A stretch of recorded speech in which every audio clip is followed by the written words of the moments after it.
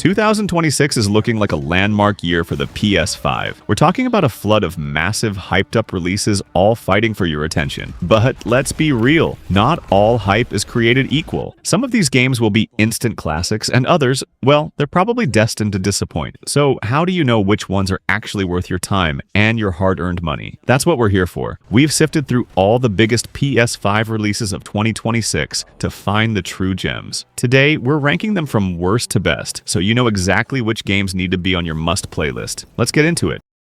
Kicking off our list at number 12 is LEGO Batman: Legacy of the Dark Knight, dropping on May 22nd, 2026. Now, let's be clear from the jump. A bad placement on a list of the year's biggest games doesn't mean this is a bad game. Far from it. The LEGO games from Traveler's Tales have a formula, and you know what? It works. It's pure gaming comfort food. You get an open-world Gotham, a massive roster of characters, and that signature family-friendly LEGO humor. This time, they're calling it the Essential Batman Story, letting you test your detective skills while mixing it up with melee combat and stealth. We've even heard that the hilarious Matt Berry is voicing Bane, which is an inspired choice. And honestly, who doesn't love smashing everything into a cascade of colorful bricks and collecting those little studs? It's a guaranteed good time, especially in co-op. So why is it at the bottom? It's because it's a known quantity. As fun and reliable as they are, the LEGO games haven't really changed their core gameplay in years. You know exactly what you're getting. Simple puzzles, button-mashy combat, and some clever cutscenes. It's a recipe they've perfected, but in a year this packed with innovation,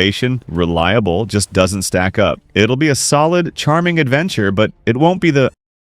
Coming in at number 11 is a game that wears its B-movie heart on its blood-soaked sleeve, John Carpenter's Toxic Commando. This one just launched on March 12th. It's developed by Saber Interactive, the team that knows a thing or two about on-screen chaos with games like World War Z, so you know what you're in for. This is a 4-player co-op FPS that feels like a direct love letter to 80s action horror. Even the legend John Carpenter himself was involved with the story and composed the score, which gives it immediate cred. The premise is pure pulp. A science experiment goes wrong, unleashes a sludge god, and starts turning people into zombies. You and your team of mercenaries, the Toxic Commandos, are hired to clean up the mess. The game runs on Saber's Swarm engine, meaning you're going to be facing absolutely massive hordes of the undead. It's all about buddy movie vibes, over-the-top action, and mowing down thousands of monsters with guns, grenades, and even katanas. But that's also where its limits start to show. This is a game built almost exclusively for co-op. While you can play it solo, it's clearly not the main event. It's drawing a lot of comparisons to classics like Left 4 Dead, which is high praise, but also shows it's treading familiar ground. It's a horde shooter, and a good one by the looks of it, but it's entering a crowded field. The fun is frantic and immediate, but it might not have the lasting power or the narrative depth of the titles higher up this list.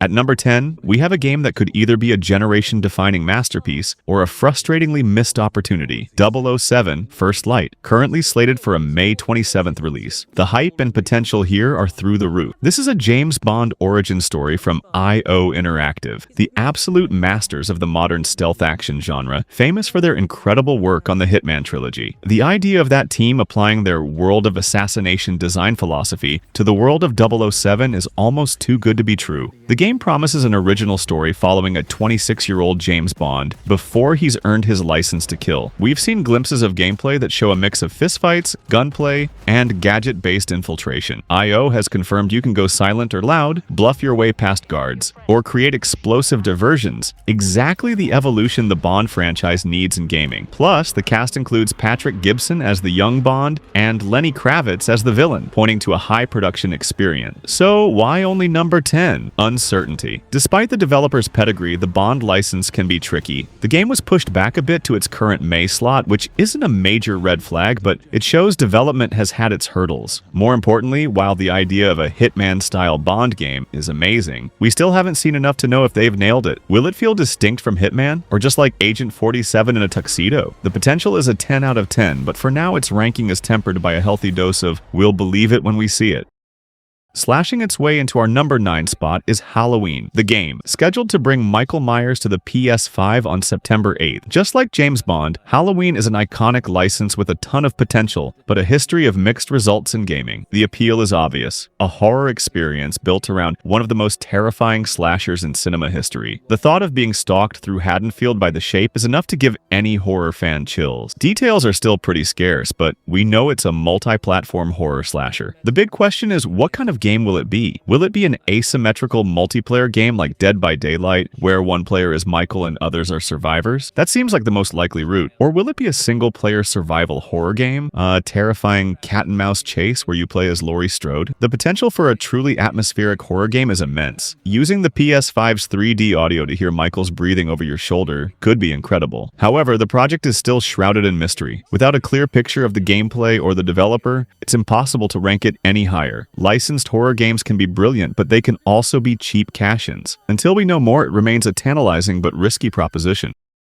Breaking into our number 8 spot is a PS5 exclusive that might just be a sleeper hit, Saros. Set to release on April 30th, this is the next game from Housemarque, the brilliant minds behind the masterpiece that was Returnal. That fact alone should get anyone who played their last game incredibly excited. Housemarque delivers polished, lightning-fast, and addictively fun action. Saros is described as a spiritual successor to Returnal, building on that roguelike shooter foundation. The gameplay we've seen shows a third-person action game where you play as Arjun in a high-tech combat suit, exploring the hostile alien world of Carcosa. It looks even more aggressive than Returnal, with a shield mechanic that lets you absorb projectiles to charge up powerful counterattacks. The studio is also promising deeper storytelling this time around. So, why isn't it higher? Well, the spiritual successor tag, while promising, also runs the risk of feeling like more of the same. And let's face it, Returnal, for all its critical acclaim, was a brutally difficult game with a niche appeal. Saros seems to be doubling down on that hardcore action. That will thrill fans, but it might limit its broader impact. Saros is almost guaranteed to be a high-quality, exhilarating ride. Can it break out and become a true system seller?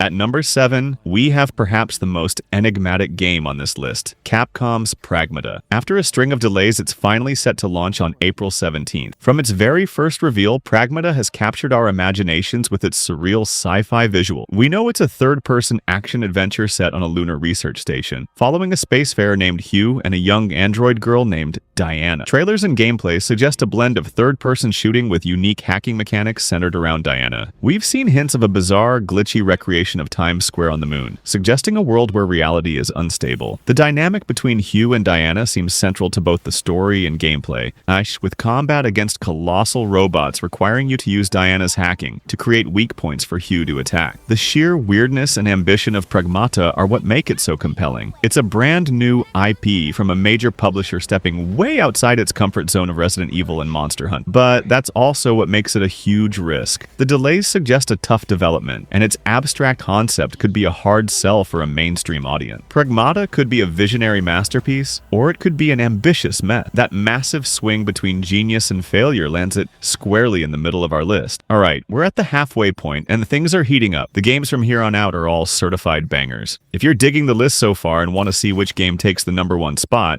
do me a favor and hit that like button. And if you're new here, think about subscribing so you don't miss out. It helps the channel a ton. Now, back to the ranking.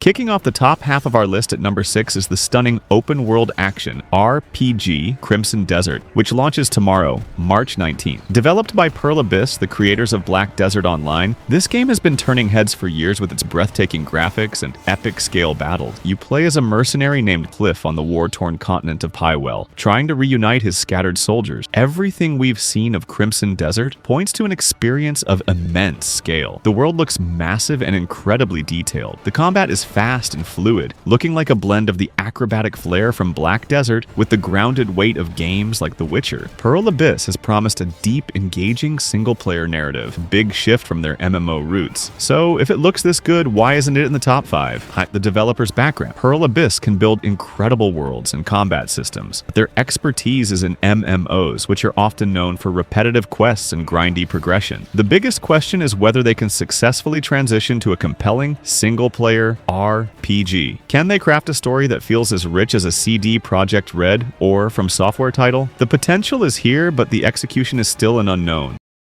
Cracking our top 5 is a game that has every narrative-loving gamer on the edge of their seat. Marvel 1943, Rise of Hydra. The pedigree here is incredible. It's being developed by Skydance New Media, a studio headed by Amy Hennig, the legendary writer and director behind the first 3 Uncharted games. That alone tells you this is going to be a cinematic, character-driven adventure of the highest caliber. Set during World War II, the game features an awesome ensemble cast. A young Steve Rogers as Captain America, Azuri, T'Challa's grandfather, grandfather, as that era's Black Panther, Gabriel Jones of the Howling Commandos, and a Wakandan spy named Nenali. The story forces this uneasy alliance in occupied Paris to stop Hydra. The tech demos have shown mind-blowing, near-photorealistic visuals. So what's holding it back? A couple of things. First, Skydance New Media is a new studio. While Amy Hennig's leadership is a massive vote of confidence, this is their first project. Second, the game has been delayed from 2025 into 2026, and now sits at an unspecified date beyond early 2026. Delays can mean more polish, but they also introduce uncertainty. Marvel 1943 has all the ingredients to be a Game of the Year contender, but until we get a firm release date and see more gameplay, it sits just behind the sure thing.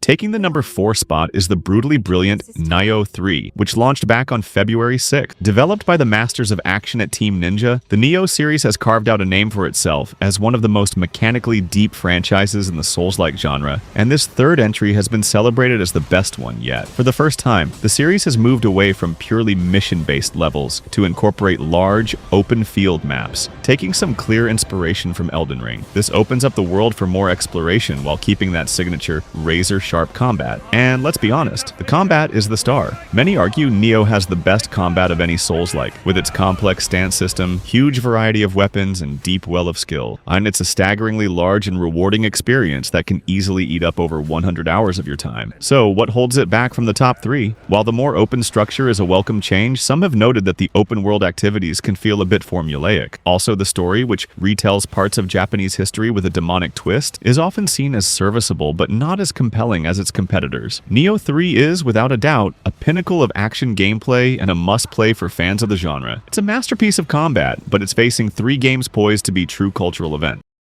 Our bronze medal goes to a game that seemingly came out of nowhere and has the entire industry buzzing, Phantom Blade Zero, with a confirmed launch on September 9th. Developed by Chinese studio S-Game, this is a jaw-droppingly stylish action RPG they've dubbed Kung Fu Punk. It blends the fast-paced martial arts of wuxia films with dark, steampunk machinery. The story follows an elite assassin named Soul, who's been framed for murder and is left with only 66 days to live, setting up a desperate journey for revenge. But the real reason this game is ranked so high is the combat. It looks absolutely incredible. A whirlwind of steel and sparks that feels like a mix of Sekiro and Ninja Gaiden. The developers have stressed that it's a fast-paced action game, not a traditional Souls-like, built on aggressive offense and perfectly timed parries. Phantom Blade Zero represents the thrill of the new. It's a fresh IP from a rising studio that has captured global attention through sheer style. The only thing keeping it from the top 2 spots is that it is a new IP from a less established studio. There's always a slight risk it won't live up to the incredible trailers, but right now, the hype is undeniable. Phantom Blade Zero looks poised to be the breakout hit of 2026. In the runner-up spot, a game that for many would be an easy number 1, is Marvel's Wolverine from Insomniac Game. While we have a general fall 2026 window, a leak has pointed to a potential September 15th release. This is a dream project. Insomniac is arguably the best and most consistent studio in Sony's portfolio. After 3 amazing Spider-Man games, seeing them tackle Wolverine is beyond exciting. Everything we know suggests they're taking the perfect approach. This will be a mature-rated game with a much darker tone. Insomniac has talked about creating a brutal action game that captures Logan's ferocity. We're talking adamantium claws, a berserker rage mechanic, and yes, dismemberment. This is the Wolverine game fans have wanted for years. The story will be a single-player adventure diving into Logan's mysterious past, fought with villains like Mystique and Omega Red expected to appear. The structure is described as semi-open world, inspired by modern God of War, which feels perfect for a character-focused narrative. So, with a world-class developer, a beloved character, and a commitment to an unflinching tone, what could possibly beat it? Marvel's Wolverine is a guaranteed home run, but it's up against a game that transcends the industry itself.